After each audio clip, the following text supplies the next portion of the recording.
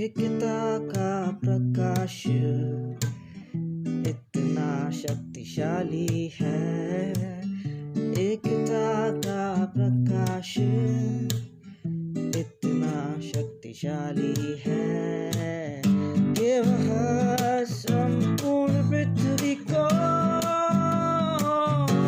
प्रकाशित कर सकता है, प्रकाशित कर सकता है। नमस्कार प्रिय विद्यार्थी मित्र मैत्रिणींनो, आशा म्हणजेच ॲबिलिटीज, स्किल्स आणि हेल्दी ॲटिट्यूड्स या अभ्यासक्रमाच्या पहिल्या सेशनमध्ये तुमचं सर्वांचं मनापासून स्वागत आहे.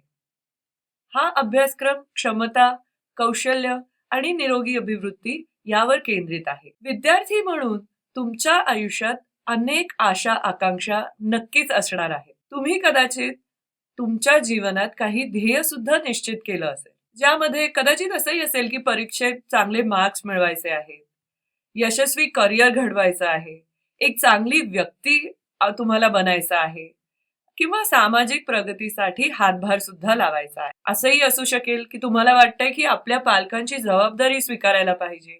या सर्व गोष्टींचा समावेश तुम्ही जे काही ठरवलं आहे तुमचं लक्ष त्यामध्ये असू शकेल. मग आपलं ध्येय साध्य करण्यासाठी आणि आपल्या निवडलेल्या मार्गावर लक्ष केंद्रित करण्यासाठी तुम्हाला काही कौशल्य, क्षमता आणि निरोगी अभिवृत्ती विकसित करण्याची आवश्यकता आहे. बरेचदा असं होतं की जे आपलं रेग्युलर शिक्षण असतं किंवा नियमितपणे आपण जे काही शिक्षण घेतो ते पदवीधरांना पात्रता प्रदान करतात, परंतु आवश्यक कौशल्य आणि क्षमता मात्र त्यांच्यामध्ये विकसित होत नाहीत असं दिसून येतं. एखादी पदवी किंवा पात्रता मिळवल्यानंतर तुम्ही मला हे माहीत आहे असं नक्कीच म्हणू शकता, परंतु एक कौशल्य अंगी असल्यास तुम्ही मी हे करू शकतो असं ठामपणे म्हणू शकता. प्रिय मित्रमैत्रिणींनो, 21व्या शतकात जे कोणी एम्प्लॉयर्स असतात म्हणजे जे नियोक्ते असतात ते काय म्हणतात, त्यांना असे उच्च शिक्षित पदवीधर पाहिजे असतात जे कुशल आहेत. हे तुम्ही लक्षात ठेवलं पाहिजे.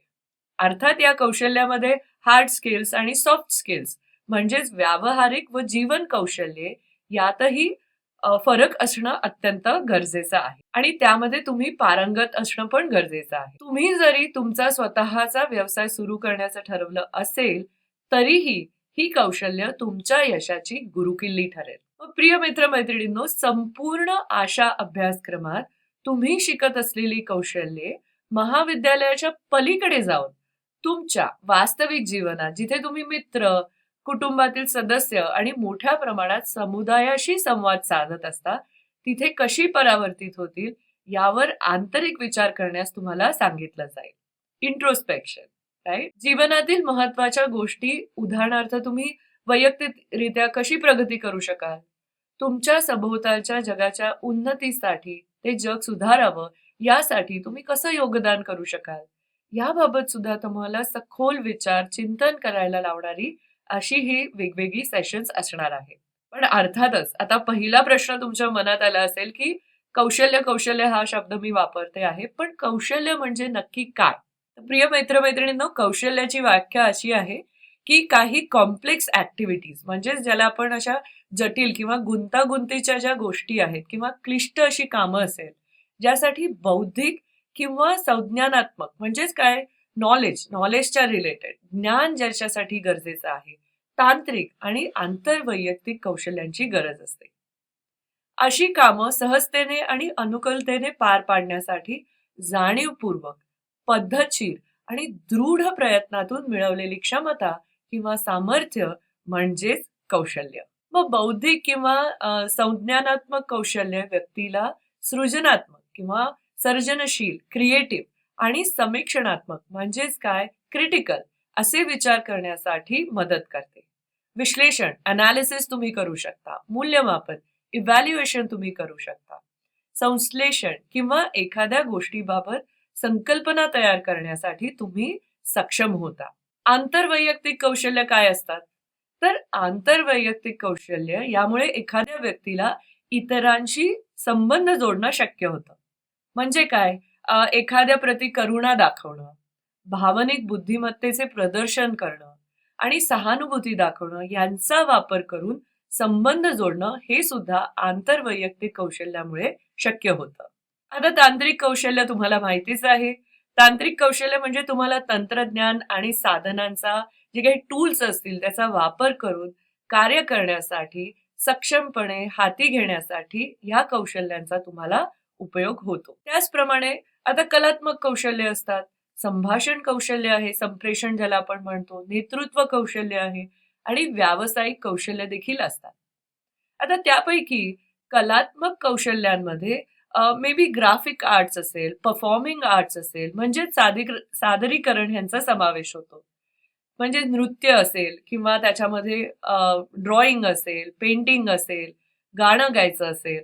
तर नेतृत्व कौशल्यांमध्ये प्रकल्पांचं नियोजन, सामाजिक कृती करणं, नैतिकदृष्ट्या सक्षम होणं, विविधतेतील आधारित म्हणजे विविधतेतील एकतेवर आधारित ऐक्याचं वातावरण तयार करणं, लोकांना चांगलं बनवण्यासाठी प्रवृत्त करणं आणि अशा अनेक गोष्टींचा समावेश होतो. कम्युनिकेशन स्किल्स, संप्रेषण कौशल्य, लहान आणि मोठ्या गटामध्ये चर्चा करणं आणि ज्या काही मीटिंग्स असतात त्याचं मॅनेजमेंट करणं म्हणजे बैठकांचं व्यवस्थापन करणं, मौखिक आणि सांकेतिक संप्रेषण या दोन्हीचा ह्याच्यामध्ये समावेश होतो. मग व्यावसायिक कौशल्यांमध्ये प्रकल्पांचे व्यवस्थापन, मार्गदर्शन आणि विशिष्ट व्यापाराशी संबंधित त्या कामाशी संबंधित विशिष्ट जी काही कौशल्य असते ती तुम्ही स्वतःमध्ये विकसित करतात या सगळ्यांचा समावेश होतो. मग मित्रमैत्रिणींनो, ह्या सगळ्यामध्ये आपण जेव्हा म्हणतो की हार्ड स्किल्स आणि सॉफ्ट स्किल्स, म्हणजे सॉफ्ट स्किल्स म्हणजे जीवन कौशल्य म्हणजे काय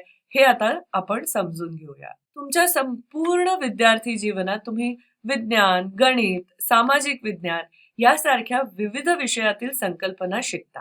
बरोबर आहे की नाही? भाषा, इतिहास, भूगोल आणि इतर विविध विषयांद्वारे तुम्ही बरीच माहिती मिळवता.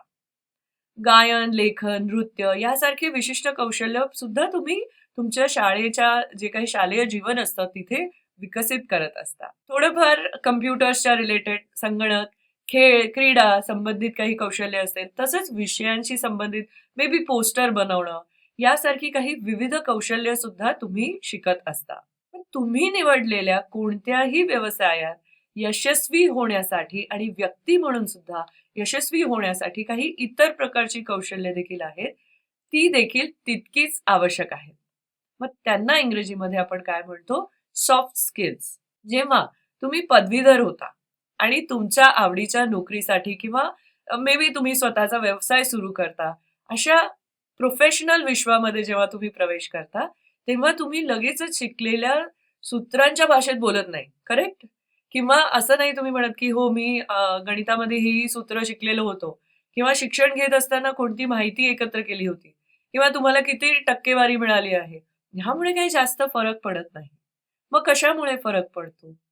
तर तुमची संप्रेषण कौशल्य कशी आहेत, तुमची आंतरवैयक्तिक कौशल्य कशी आहेत, कारण कामाच्या ठिकाणी तुम्ही कसे वागता, तुमच्याकडे नेतृत्व कौशल्य आहे का, नेतृत्व गुण तुमचे विकसित झाले आहे का, तुम्ही क्रिएटिव्ह आहात का, क्रिएटिव्ह सोल्युशन्सचा विचार करू शकता का, सर्जनशील ज्याला आपण मराठीमध्ये म्हणतो, तुम्ही एखाद्या गोष्टी विषयाबाबत किंवा विषयाबाबत दूरदृष्टी आणि कृती आराखडा तयार करू शकता का, तुमच्याकडे तो विजन आहे का, ह्याच्याबद्दल सुद्धा विचार केला जातो.